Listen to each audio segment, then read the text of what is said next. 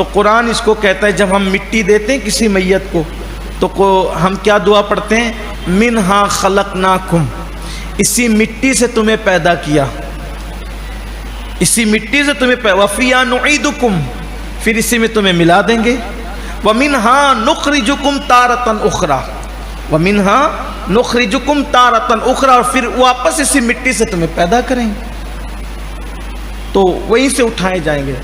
ایک اور بات آپ کو میں بتاؤں، کبھی تو ایسا ہوتا ہے کہ انسان کے جسم مٹی کے اندر پگھل جاتے ہیں، وہ کیڑے کھا لیتے ہیں، زمین کھا لیتی ہے، لیکن کبھی کبھی ایسا ہوتا ہے کہ نہ کیڑے کھاتے ہیں نہ زمین کھاتی ہے، پھر بھی قبر خالی ہو جاتی ہے۔ تو قبر خالی ہونے کی وجہ ہمارے بزرگوں نے یہ بتایا، یا تو اللہ اس جسم کو لوگوں کی نگاہوں سے چھپا دیتا ہے، یا تو پھر کبھی کبھی وہاں سے ان کو منتقل کر دیا جائے، ایسا بھی ہوتا ہے۔ تو ہر نہ ملنے والا بندہ ایسا نہیں کہ اس کو کیڑے کھا گئے یا اس کو جانور کھا گئے یا اس کو مٹی کھا گئی، بلکہ علامہ جلال الدین سیوطی رحمۃ اللہ علیہ فرماتے ہیں کہ جو لوگ مدینہ منورہ میں مرتے ہیں اور جنت البقیع میں دفن ہوتے ہیں، لیکن اگر وہ مومن نہیں ہوتے،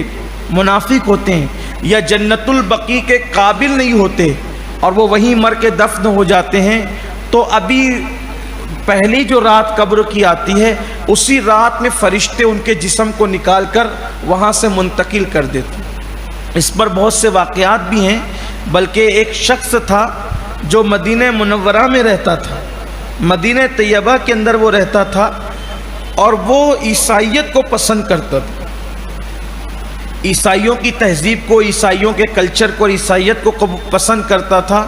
جب اس کا انتقال ہوا تو اس کو دفن کیا گیا جنت البقیع کے اندر، اس کو دفن کیا گیا جنت البقیع کے اندر، اور بعد میں کسی وجہ سے اس کی قبر کھلی تو پتہ چلا کہ وہ اس قبر میں نہیں ہے، بلکہ اس قبر میں ایک لڑکی ہے، اور اس لڑکی کی پہچان کی گئی تو پتہ چلا کہ وہ کسی عیسائی پادری کی لڑکی ہے، وہ کسی عیسائی پادری کی لڑکی ہے۔ جب تحقیق کی گئی کہ بھئی یہ شیخ یہاں دفن تھا، وہ تو یہاں نہیں ہے، یہاں تو اس کی قبر میں تو لڑکی ہے، چند دن کی بات ہے، لیکن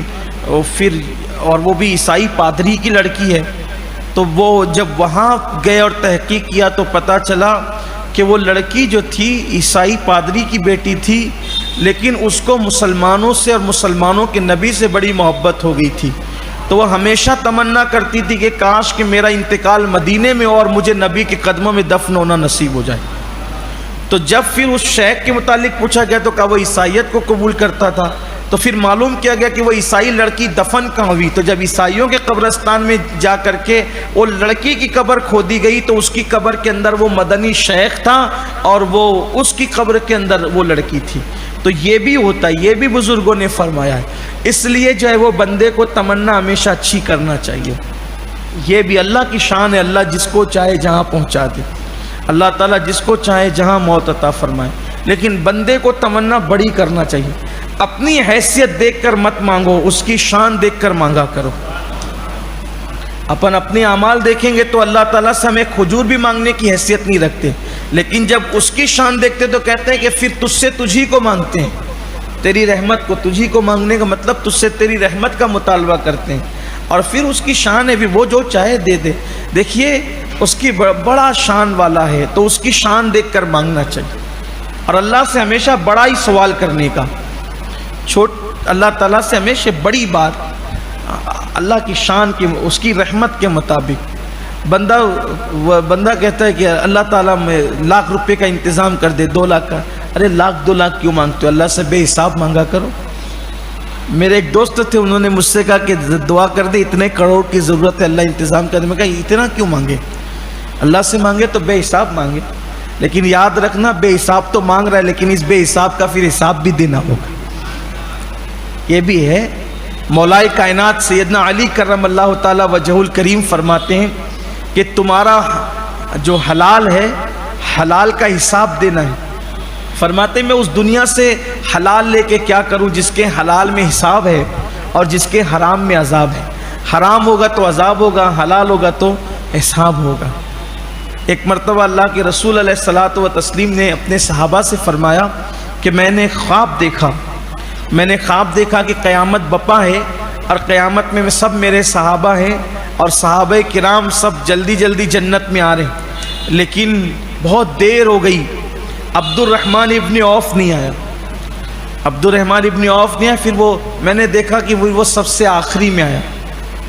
تو میں نے پوچھا عبد الرحمن کیا بات ہے، اتنی لیٹ کیوں ہو گئے، تاخیر کیوں ہو گئی؟ عرض کی یا رسول اللہ مال زیادہ تھا اس لیے حساب دے رہا تھا، اسی لیے ہمارے بعض بزرگوں نے فرمایا کہ صحابہ کرام میں جنت میں سب سے اخیر میں صحابہ کی جماعت صاحب، ایسا کہا جاتا ہے کہ حضرت عبد الرحمن ابن عوف جو ہے وہ اور غریب صحابہ سے بعد میں جنت میں داخل کیے جائیں گے، کیونکہ ان کے پاس دولت بہت تھی، آپ کے پاس مال بہت تھا، اللہ نے بہت دیا تھا۔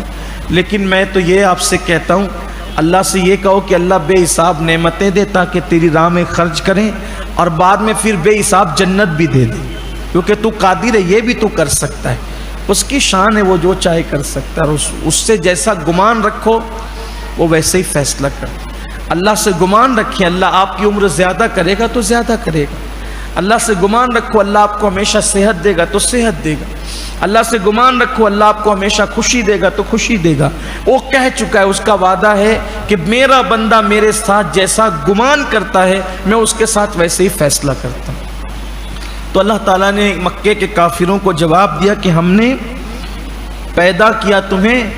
جوڑا جوڑا، یعنی تم جوڑے جوڑے پیدا۔ اچھا یہ بھی آپ کو بتاؤں کہ صرف انسانوں میں جوڑے اللہ نے پیدا نہیں کیے، بلکہ اللہ نے جانوروں میں بھی جوڑے پیدا فرمائے، پھر پرندوں میں بھی جوڑے پیدا فرمائے، حتیٰ کہ انسانوں میں بھی جوڑے ہیں، جانوروں میں بھی جوڑے ہیں، پرندوں میں بھی جوڑے ہیں، یہاں تک کہ درخت کے پتے بھی بے جوڑ نہیں ہیں۔ اللہ نے درخت کے پتوں کو بھی جوڑا جوڑا پیدا کیا، اور جیسے انسان مرد اور انسان عورت دونوں کے درمیان میاں بیوی جیسے تعلقات ہوتے ہیں تب بچے کی ولادت ہوتی ہے، تو اللہ تبارک و تعالیٰ کا یہ نظام ہے کہ درختوں کی کلیوں میں بھی،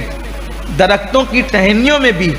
درختوں کے اندر بھی اللہ تعالیٰ نے وہ نظام قائم کیا ہے کہ وہاں بھی وہ نظام قائم ہوتا ہے، تب اللہ تبارک و تعالیٰ پھل اور پھول پیدا فرماتا ہے۔ یہ نظام ہے اللہ کا۔